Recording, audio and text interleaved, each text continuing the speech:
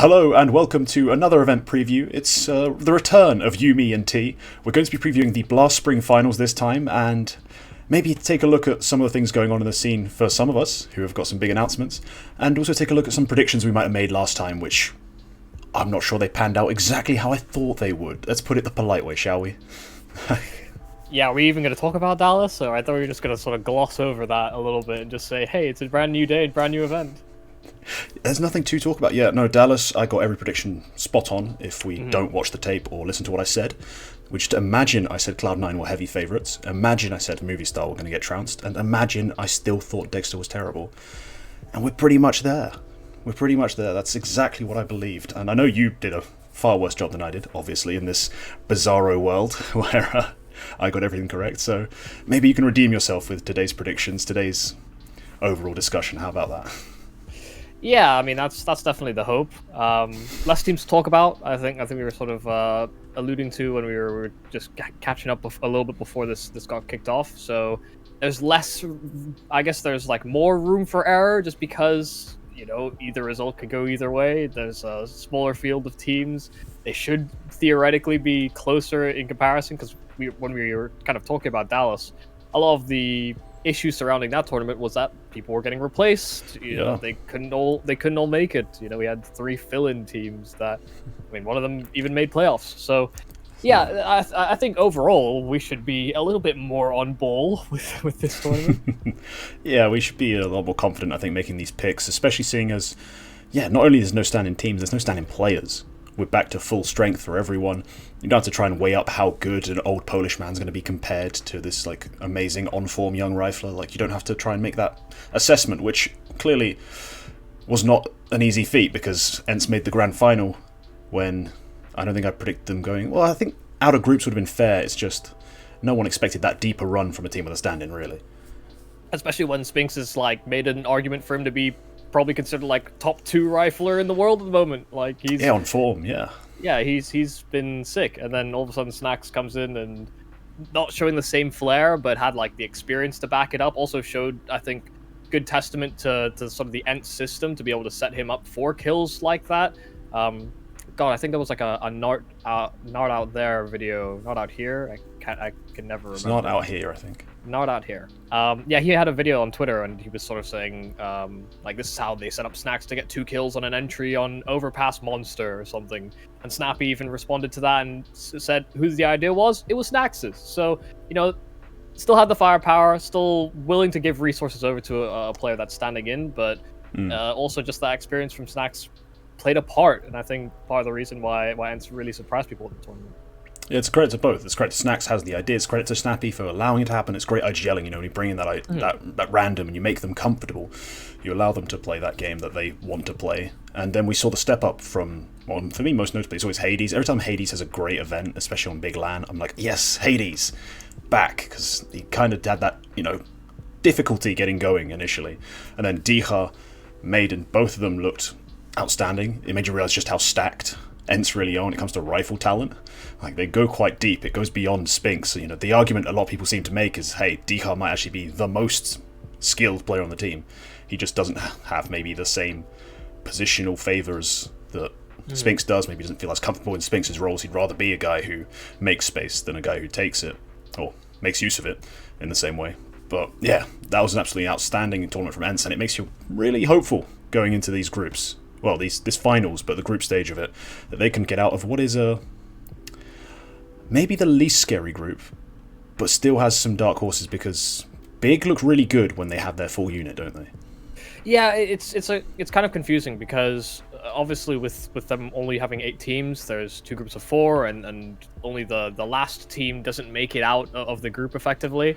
Yeah. So there should be no reason why someone like Big or ENCE can't get out of that group. The team that we're looking at as this bottom feeder, everyone's going to kick him about, is probably OG. But even they've got kind of an element to them that we can kind of discuss later. But I agree with Big, and the fact that they're able to now come into this event not having to worry about the stand-in issues, because I think for the past month it's been tumultuous. They've been swapping Keto back into the roster. He's saying hey guys, do you remember the old days? And they're still missing that crazy clutch potential that Crimbo seems to have, because he is very frequently last alive on CT sides. He is very frequently put in sort of like these 2vx scenarios on T sides as well. And this guy can clutch. We've seen just how capable he is of doing that, and how integral it is as well for Big to win these crucial rounds that allows them to go on these bigger runs.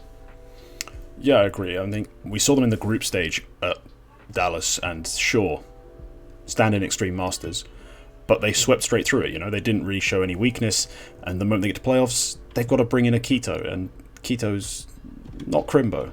Like, many people believe he could actually be a decent replacement for Tizian. He's more mechanically sound, and Tizian doesn't technically play, by many people's standards, the most complicated spots, but it's not the same thing as Crimbo. Crimbo, you do need a little bit more. You need that skill with some intelligence, and you see that come through in his clutches in the most flashy way, is that not only does he play his spots super well, he also knows how to make the right decisions at the right times. And yeah, so in the playoffs without Crimbo, instead it's Keto. He can hit a headshot. You can't really win you an event in that same way. He can't contribute to the winning culture quite in the same way Crimbo did. So it'd be nice to see them if they can make a real run here. But yeah, we'll get on to why it's a bit of a weird group, because the dark horse, the fourth team, not dark horse, the fourth place team everyone has in their mind is OG. But yeah, we're going to have to elaborate on that, because they are not an easy roster to figure out right now. They're also not the team that has probably the most question marks around them. I feel like people kind of know what to expect from OG. Like, they pick up Neofrag and Fiku recently. Yeah. They're both pretty high fragging players from their respective teams, AGO and Sinners before, which, you know, I guess that's kind of a highlight of what Sinners were able to do at like ESL Pro League. The fact that they've been hovering around the tier 2 space for a while now as well. The fact that Neofrag has still considered put up these solid numbers even without the attention of somebody like Oscar sort of taking the brunt of the attention. But then we have to talk about Na'Vi eventually, because they're in a really awkward spot at the moment. You know, their in-game leader has been swapped out for I don't even know if we want to talk too much about what's going on with Boomich and the whole Na'Vi situation, but it's the question becomes who's going to call, and it can't be Blade. He'll try his best. He'll give them the dossier like they always do, I'm sure. But as far as we've been made aware, I think there was a Louis Mira article on Deserto that was basically kind of talking about how Perfecto was being eyed up to take that in-game leading role to some extent. And I don't know that that's going to reflect very positively on not only his game, but the rest of Na'Vi as well. There might be like slower decision making, some more ifs, buts, and maybes about what to do in like 30, 40-second rounds, which Na'Vi have been known to kind of fall into at times. But it's that lack of decisiveness that I'm really worried about for Na'Vi, because coming into this year, expectations were set so high. And then really all these circumstances have occurred, and now it feels like we're just giving Na'Vi this pass that it sucks to see, but it's allowed like I guess these international rosters to now come into the limelight. It really has. You expected, well, we kind of called it an era for a little bit.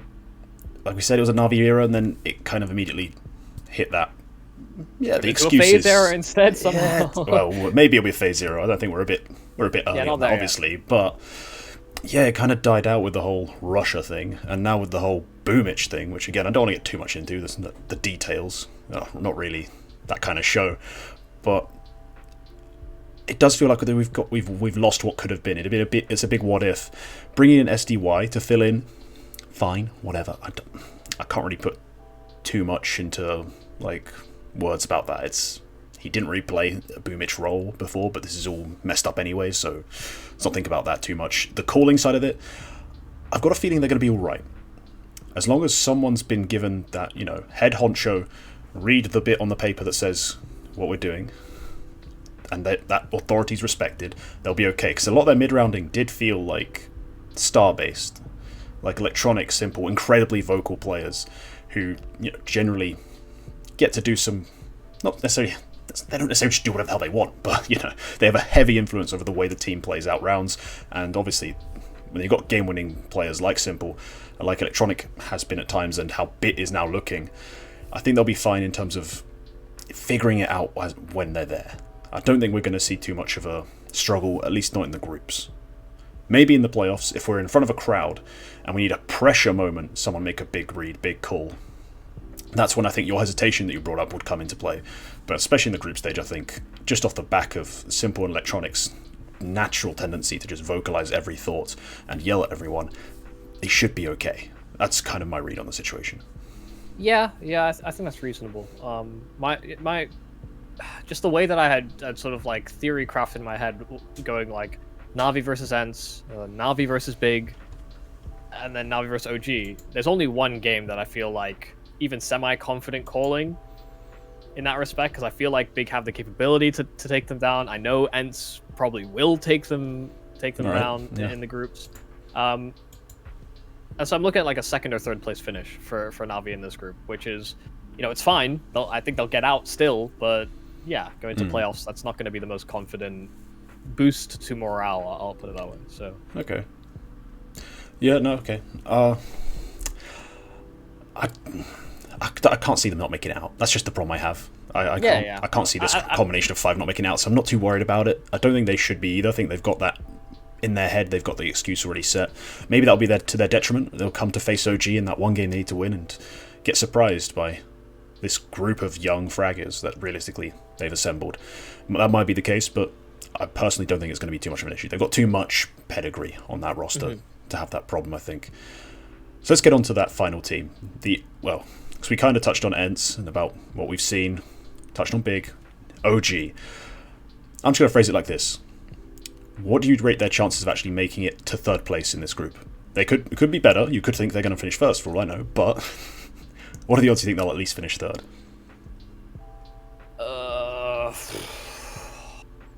I don't know. If Big show... Basically, I think Big is either going to... Weirdly, I think they're either going to place first or place last. Okay. Which is... It feels like such a dull statement to make. But... It's just the idea that because of the up and down nature of having to get Crimbo in, get Crimbo out, also the fact that they're coming off of a little bit of Dallas disappointment. Yeah, I can either see them coming in with like a very motivated, slam even like an ENCE type caliber, or suffering, because I think the one advantage OG are going to have is that because it's a relatively new roster, right? Effectively bringing in 2 new players. The idea that as well that Nexa in-game leading has not exactly been the smoothest ride. I think they've tried a couple of different styles, whether it's been like very Flames resource heavy and playing very loose, then having a bit more structure to their sort of early round setups. Now they bring in 2 new players, and that could even take a larger twist. We could we've already seen, I think, in the games that they played at the Dubai event. Yeah, Global Esports Tour Dubai. I think only one of those words really applied to what the tournament actually is.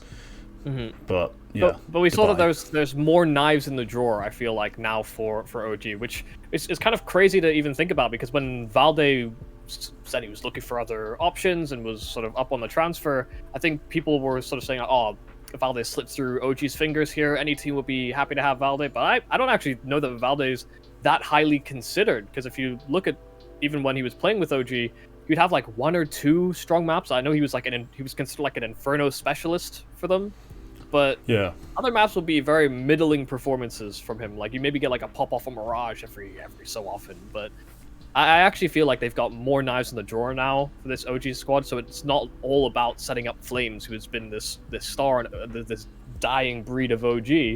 Now I feel like you can even set up someone like Neofrag to find that success, and it puts a lot less pressure off of one of the youngest players on the team. Yeah, it's an interesting idea. The pressure on Flamesy to perform, because he was kind of the big star. Even though Mantu's had nice numbers, you don't really expect him to be the can opener, the big multi-kill finder. He's more of that, closing style of AWP, not maybe finding picks in the mid-round, the occasional opener on the CT side. Never too much pressure, I think, in a lot of his rounds for the most part. It's like, hey, get the pick, save the gun, 0.58 kills deaths per round, so my stats look nice, but overall not that impactful. It's Flamesy who had to do a lot of that, and yeah, it does relieve that brunt, I think, the load from him. When you bring in Neofrag, you bring in Thiku, who puts up these great numbers whilst having like anchoring roles and playing not necessarily the most favourable spots. So I think they've gotten deeper in terms of their win conditions, but I don't think they can. You can't really say this group of young players under Nexa are playing a bit loose. It's impossible to point out how it's going to happen. If they do win games, it'll be off the back of like getting to play a Mirage and having the players find their comfort spots and just have a bit of looseness go through that just works. You know, they vibe out to it because they're young players who are used to playing a lot of pugs. They're used to playing in this online style of game where you play like 3 best of 3s in 3 days. So you're not prepping as hard. You just got a general structure and then you kind of improvise. I watched already some of their demos from this event, this Dubai event, and their CT setups look already pretty comfortable. Sure, it's heavily reliant on the fact that Flamesy and Fiku will shut down any bomb site you put them together at, and that Neofrag can be on that sort of like in a 2-3 split, he's a part of the 2, and you flash him in to fight people, get info. It's a bit loose, it's a bit combative, but they've got the personnel for it. So it might have to come down to map pool. That's why Big might be the team they'll actually lose to. Like, they'll actually lose to them, because they'll allow Mirage through. They'll allow Dust 2 through. They'll play maps that maybe these guys feel a little more comfortable on, and can actually just go out and frag, rather than have to be bogged down in the ideas and the thinking and the knowing what's going on, like on a Mirage. Not on a Mirage, like on an Ancient or a Nuke, where there's a lot of little things that can change.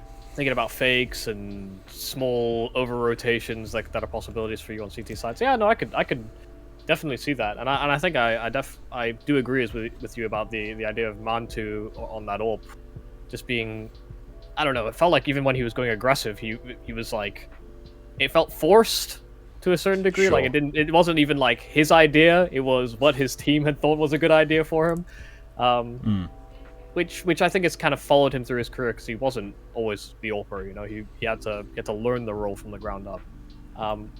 So yeah, I do agree with that sentiment, and just the idea that Big could have a few of these upsets go their way, because I don't expect them to beat ENCE. I kind of half expect them to beat Na'Vi, like a close 2-1.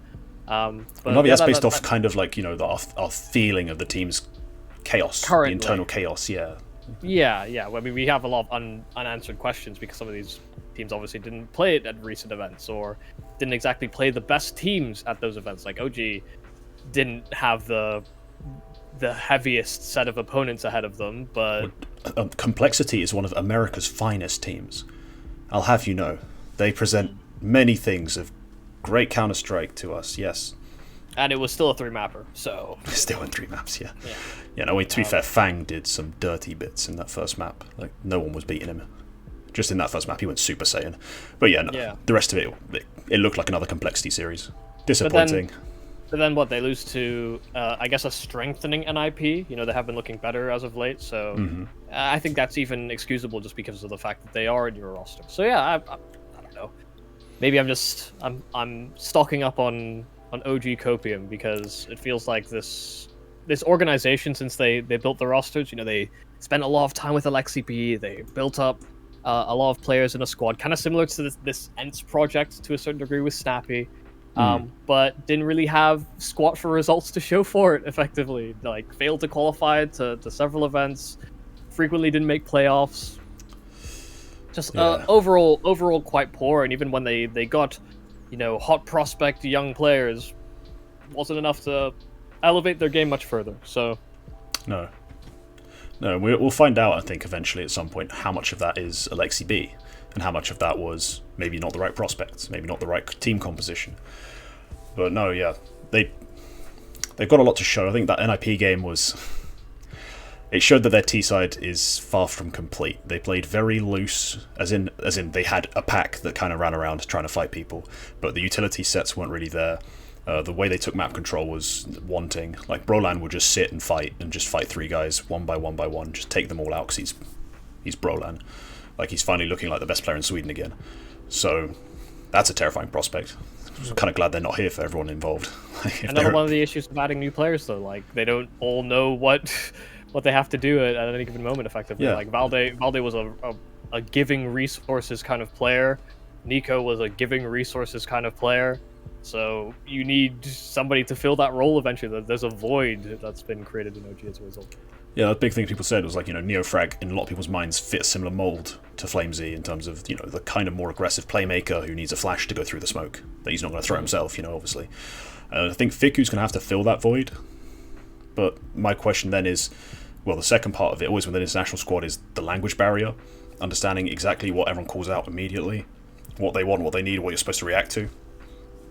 I think a part of that is what you saw in that spacing, the lack of trading, the little mistakes like that, where maybe like, hey, not everyone's used to hearing it called connector. One's been playing in a Czech team his entire career, one's playing in a Polish team his entire career. Like, it's taken that extra half second, so maybe that will be a limiting factor as well, initially, especially on the T side. But I think they still pose enough of a threat for everyone to have to take them seriously, even if they can't really prep for them properly. Yeah. Alright, that's Group B. I'm going to make you put like a stamp on it. Who's your favourite number one team? Just who would you put your money on to come out of the group right now as top dog, number one? In Group A or Group B? Group B. Let's just get it settled. Okay, So you said you could see Big doing it, you could see ENCE doing it, but ENCE is definitely your pick, right? ENCE is my pick. Okay, I'm going to follow you on that. I'm a huge ENCE fan, and I think the changes we've seen in Na'Vi, the fact that Big haven't gotten to play with Crimbo as consistently as they'd like, and OG being new, it should be ENCE's group to lose. Maybe I can envision a world where they lose like to Big because they like to pick Nuke, and Big on a bad Nuke team, but let's be real, they're too good on Nuke. They're going to win it. I'll take ENCE at the top as well. I think they're going to get the sort of FaZe Karrigan buff of like, oh, we made the grand finals of this event with a stand-in. Now we're just going to win events or like get to the grand finals with our regular roster. In fact, yeah, it's quite a weird phenomenon. These Danish IGLs who just bring in stand-ins, still do well, and then go, turns out I am a genius. Except Snappy hasn't won the events, so not yet. Yeah, we pray for Snappy. He gets the event over the line at some point. That'll be nice. Because he's not had the career Karrigan has. Let's be real, not yet. He's also not had really the players Karrigan has had in many cases. But hopefully this is the time to change that. He's built an international roster for like a fraction of the price from FaZe. So true that. He is. ENCE have been called dollar store FaZe a few times, and so there's a lot of teams now who go for that same model. Maybe one of these teams now is to upset the apple cart, get that W over the line. But let's move on to Group A. Now, let's get this settled right here. Who is your favourite? Just straight up, who's your favourite to make it out of this group? Number one. Not number one, number two, not number three. Not these playoff teams, the team that goes straight to the semis. Who's your number one pick? I mean, it's silly to go with anyone other than FaZe, in my opinion. So, I don't even feel like I have to even justify that stance. Well, you've got G2, Pain, and Vitality in this group. And, well... Yeah. Pain, I think, have been the most consistent of those squads, but not reaching the same heights, really. So, they've been consistent in South America. That's the big question everyone had when they lost Safe. It's like, all right, cool, dead team now. That's what a lot of people assumed because they didn't really know the team. They knew Safe put up the biggest HLTV rating, and that's about it. But here's some fascinating statistics, stat lovers. When they've had Safe on the team, Pain won 64% of their maps. Without Pain, they win 66 points. Without Safe, Pain wins 66.7% of their maps. They've gone up in win rate since losing Safe. Every rifler has gone up in rating in frags per round. They've replaced an AWPer who was playing like lights out bananas Counter-Strike with an AWPer playing fine and a big step up in the rifle play. Like, those who really watched the team already said things like Big Uzera, Hard Zao were more win conditions than Safe in the big games. I think we've seen a bit of a manifestation of that. Does this mean they're going to make it out of this group, though? You know me. I've got to take a swing. Now, this Vitality team hasn't looked great. And Pain Gaming, as I said, haven't gotten worse since losing Safe. They're going to come out this group in third place. They're going to lose to FaZe. Of course, that's their opening game. That's a rough one to start with. They're going to get confident though, because they'll play well in at least one map and get like overtime or 16-14, and that will really drive them to beat Vitality in that lower bracket game. Like, it's a GSL, right? So they'll play them in a best of 3, beat them, make Apex cry on another podcast, and go through in third place. Rate my pick. You are being so specific that you're setting yourself up for failure here. Why half-ass your predictions? Yeah, no, that is true. I have a lot of grief to give this Vitality roster because I feel like them bottoming out this group is going to be beneficial for the players that you all love on this team in the long run, because there should be changes coming. They haven't made the playoffs of like the last 5 events they've been at. The last playoffs they were in was the Pinnacle Cup 3, where they got a direct invite into the playoffs. Really doesn't count, does it? And then got given the Bulgarian knuckle sandwich by Skade. So, yeah, I don't know that I have faith in this roster as it stands, because you can see that they're making an effort to like involve the French players with the Danish players, because there was a like effectively a bubble divide between the two. Like they would play one side of the map, the French players would play the other side, and then like maybe Apex would play rotate, or Zywoo would play rotate. But now they're trying to throw in a few more aggressive moves. I think Apex is like doubling up with dupreeh, and then sometimes, you know, with dupreeh's going over and helping out with Masuda. I watched a nuke game recently where it felt like dupreeh and Apex were kind of trading spots very frequently to see if they could get something going. And I just... It looks like they're trying, but I just don't think that they're seeing development fast enough for the tenure of players that they have. And I do agree that it's almost like the longer it goes, the more confidence begins to wane for this Vitality roster, even internally, about this project as a whole. So, hell, I back it. I back Pain losing their opening round, G2 winning their opening round, and then suddenly having this Vitality head-to-head that, yeah, Pain could feasibly win. I'm liking my odds, honestly. I think it's one of those long shots that just isn't quite as long as the bookie thinks it is. Like it's one of those where I feel like I'm robbing the casino if I get this one right, because yeah, it looks juicy, doesn't it? Like G2, again, a team that hasn't really been thrilling, hasn't been performing to the expectations we had for them. You know, it's Nico, Hunter, Munazi, with Alexi B, who by many people's standards is sworn to be a better IGL than Nexa. And yet we've seen no real manifestation of that ultimate truth, of that gospel that Alexi B is the superior IGL. Like, the team just hasn't worked as a unit. Like, at the playoffs of Dallas, they lost to Furia 2-1, which is... it's becoming less and less of an issue, losing to Furia, I think, for top teams. They're getting back into it, they're getting back into their groove. But as we saw at the Major, they're still Furia. You can still read them. They're very readable. So I think there's something about G2's prep that still isn't perfect.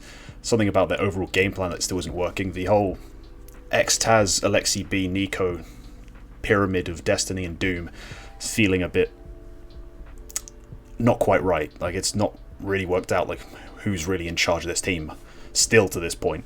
Like, I think a lot of the sentiment is that Nico came into it believing in Alexi B, and that belief has slowly faded. I don't think he's quite as bought in as he was day one, and that might be an issue that continues. All that being said, I still think they're going to beat Vitality. I also think it's... Yeah. I believe in them beating Vitality, but I also think it's just like this idea that I don't know that Alexi... he even said it in like the early interviews where it's like, oh yeah, I don't need to micromanage his team as much. But I feel like in his heart of all hearts, he loves micromanaging, but he's having to find this middle ground, because he did it for 2 years on OG. He basically like molded all the players he had on OG to fit what he had as his game plan. But you've got like the talent of somebody like Monacy, Nico, Hunter. You don't need the extra seasoning on your round. You know, you can still cook it and it'll taste good if you're Alexi when you win. So, but hang on, isn't that a bit of a red flag though? If we saw him mold, micromanage, do everything possible to make OG his perfect what is his image. value on G2 then? Like, if no, but that's the point though. If he did all of that to make OG his perfect vision, and yet they still were kind of shit, like, do we not think that should have been a red flag? Like, if his vision wasn't particularly successful, what was he brought in for? It was to placate the fans? What was the idea? It's weird, because I almost feel like Alexi is overvalued as an in-game leader by people who care about the game. Like, anybody that's been able to listen to the way that Alexi thinks about the game and communicates with his teammates, I don't think anyone has a bad word to say, because some in-game leaders are very like blunt, like, oh, we're gonna do this, we're gonna do that, and that's it. Like, oh no, this round didn't play out how it's supposed to. Maybe we can try this. You know, it's like very, oh no, if this, do this. Maybe try and find a pick. You know, leverage their players a bit. It's a pretty set structure, yeah. Yeah, but Alexi's giving like detailed instructions when he sort of mid rounds, and you know he has like very obviously orchestrated strats that rely on his teammates to do their role. But I just simply think that he is overvalued as an in-game leader. He's shown very limited accomplishments. He now has all the resources at his disposal effectively. Like if they really feel like Jax is a weak point, they can just get rid of him. G2 are willing to splash cash. They want to win. But yeah. Aside from Alexi not really being like the highest fragging in-game leader, they still have good wheelhouse maps for him to play out. Like they love themselves a nuke, and he is exceptional on that map compared to all his other maps. Yeah, I just simply think that people have overvalued just how good he is in theory, based on how effectively he communicates and effectively he sort of coordinates with his teammates by kind of looking over their shoulder to get the round to play out how he thinks it should. Right. Not that it always works. No, evidently not. Otherwise, he'd have a bunch of titles on his shelf. Exactly. Rather than 2 silver medals and get him next time. No, because that's what feels like a lot of the time we see now is like, hey, we're kind of close, we're getting better, but not really good, not quite yet. It's like the same sort of love that people have for Karrigan, but Karrigan's not like all the other boys. He wasn't a regular kid growing up. He had girlfriends way before everybody else. And not like the other kids. He just wasn't like the other kids. And he's not like Alexi at all, but these are different skill sets that people seem to bring to the table. Karrigan tailors what he needs out of what he needs to do for the round so his players can succeed, where I feel like Alexi is tailoring his players so that the round can succeed, if that makes any sense. It's some like backwards English way. No, that does make sense. That does exactly make sense. It's what's being molded to fit what, and yeah, what Karrigan does so well is he allows the round he's designed to be molded by his players. His players have input, his players have comforts, and he accepts that and makes way for them. Whereas Alexi B would rather everyone else conformed to his idea of what the round should be and what they should be doing, rather than what they'd want to do or like to do or feel comfortable doing. That might be the split you're trying to explain, and that's maybe why it's not working so well with Nico. Nico, well, he needs to be let do whatever the hell he wants, almost, it feels like. Like, any amount of input from an IGL seems abhorrent to him, based on our past experiences and the amount of teams he's had to leave or get IGLs removed. Like, it might be just a question of culture clash that just isn't being figured out, and at which point do you think, yeah, cutting Jax might be an idea, but when do we start thinking about cutting Alexi B? Yeah.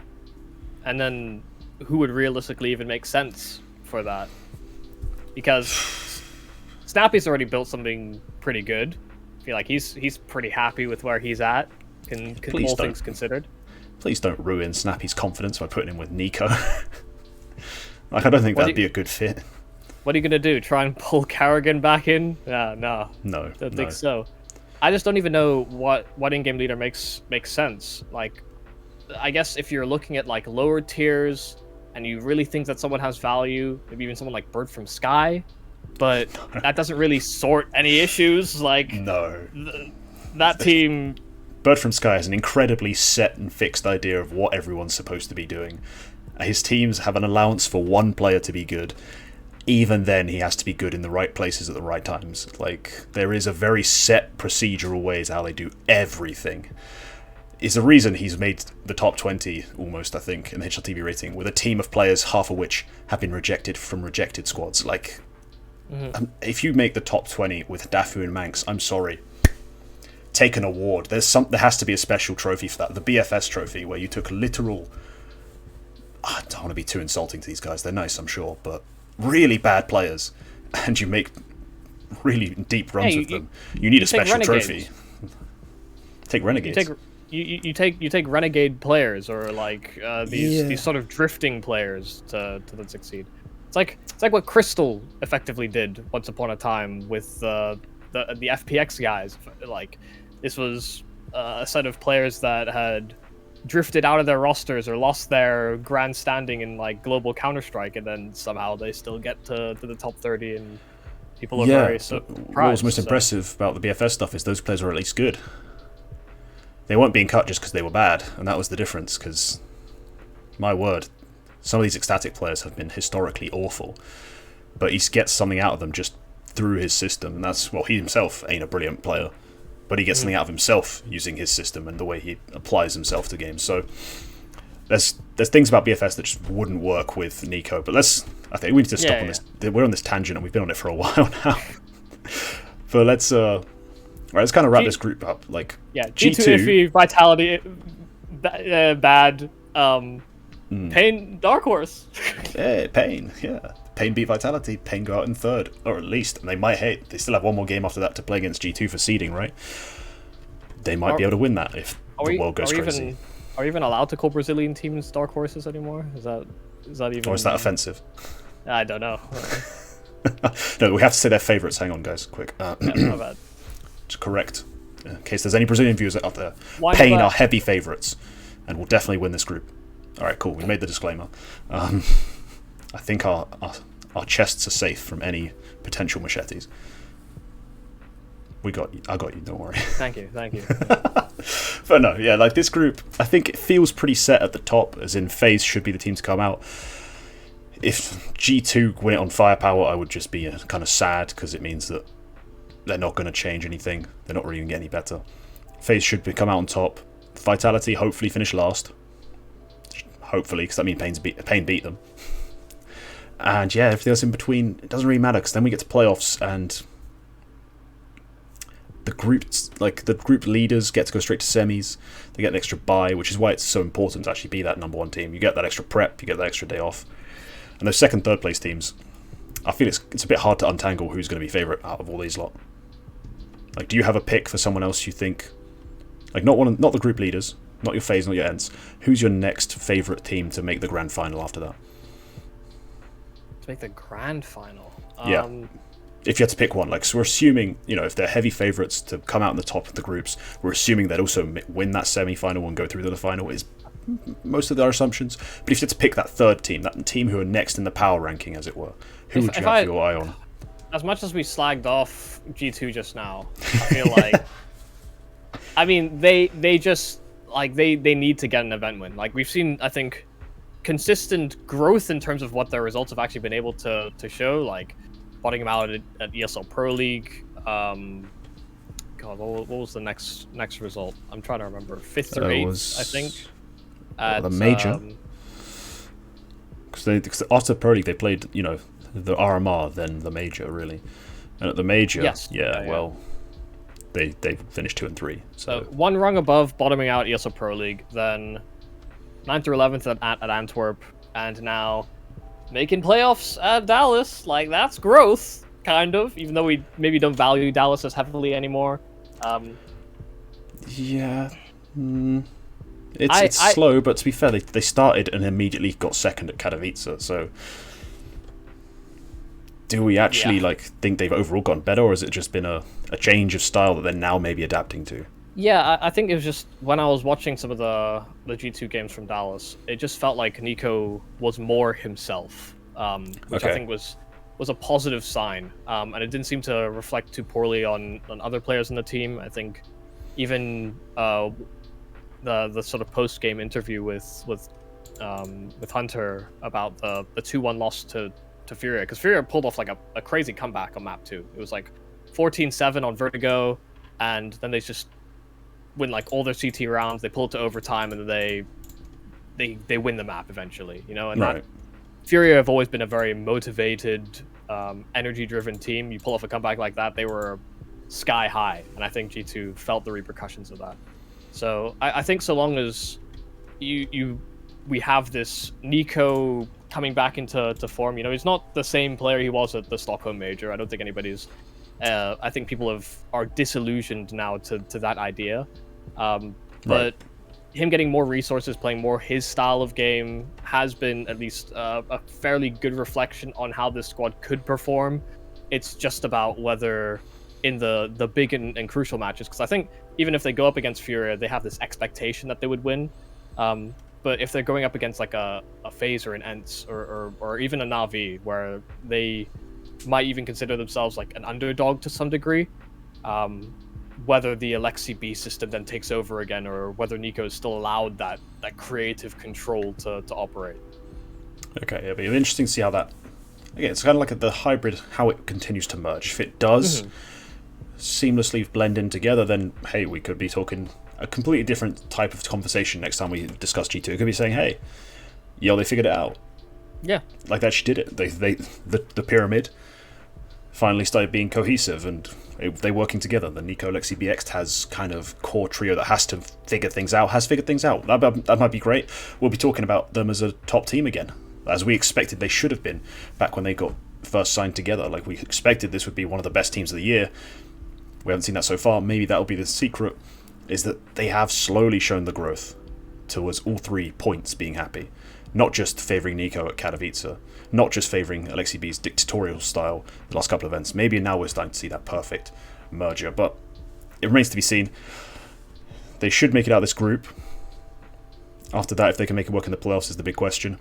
I hope for their sake they do, because honestly, Nico playing his best Counter-Strike is a delight. Let's be real. Like, rifle play that fine needs to be seen, and needs to be seen more often. Like, it's absolutely stunning. So hopefully they do, and we get back to that vintage Nico style. But yeah, that's kind of it. That's kind of the Group A summary. It's kind of the event summary. We're expecting FaZe or ENCE to win this, I think, as a heavy favourites. Your FaZe straight G2. up? Okay, yeah. I'm just gonna say FaZe G2 Grand Final. So FaZe G2 Grand Final. Okay. Huh. FaZe G2. Okay. It could happen. I'm not going to deny that. I've got ENCE winning it. It'd be boring if it was ENCE, in my opinion, but, you know. Okay. I mean, I'm just a huge ENCE fan, so I'm always going to root for them. Like, I do like the way they play. I like watching their games, so always going to be hoping they make the Grand Final, which is hopefully not a best of 5. Okay, good, it's not. Best of 5s are too long. I can't sit through them, so thank the heavens it's a best of 3. Yeah, that's kind of the event. Congratulations to you again for your ESL Challenger announcement. Yeah, like, really cool to see you on a desk. It'll be going on at the exact same time as the spring finals, so I mean, you know, pick your poison, I guess. See me one side, see better teams on the other side. I don't know, man. Yeah, that's true. I don't know. I'll just have both streams open, and I'll alternate between muting one or the other. Nice. Got to hear what you have to say. All that analysis on the big desk. Or just mute my segments. That's actually a just good way to you. watch the stream as well. Yeah, just it's like, and what are your thoughts, Yumi? I should do the podcast like that sometimes. just mute you, just be like, oh yes, great point, and just have like text to speech agreeing with me. Sometimes I just need a little bit of silence. But yeah, no, that's going to be interesting. Going to keep an eye on that, of course, and yeah, should be a great event. I think, thankfully, it's only 8 teams. There aren't as many games. There's no best of 1s. Hopefully, we can get some quality Counter-Strike, and hopefully, ENCE can take it all the way. You want FaZe to make the grand final with G2. I've got ENCE just winning it outright, no matter who they face. It's ENCE's time. They're stacked, and they're ready to get that trophy. Okay. Alright, that's all for this one. If you enjoyed it, leave a comment, leave a like, sub. Go tell Yumi on Twitter why he's wrong about something. Just pick something. Someone needs to disagree with him more. And yeah, we'll see you in the next video.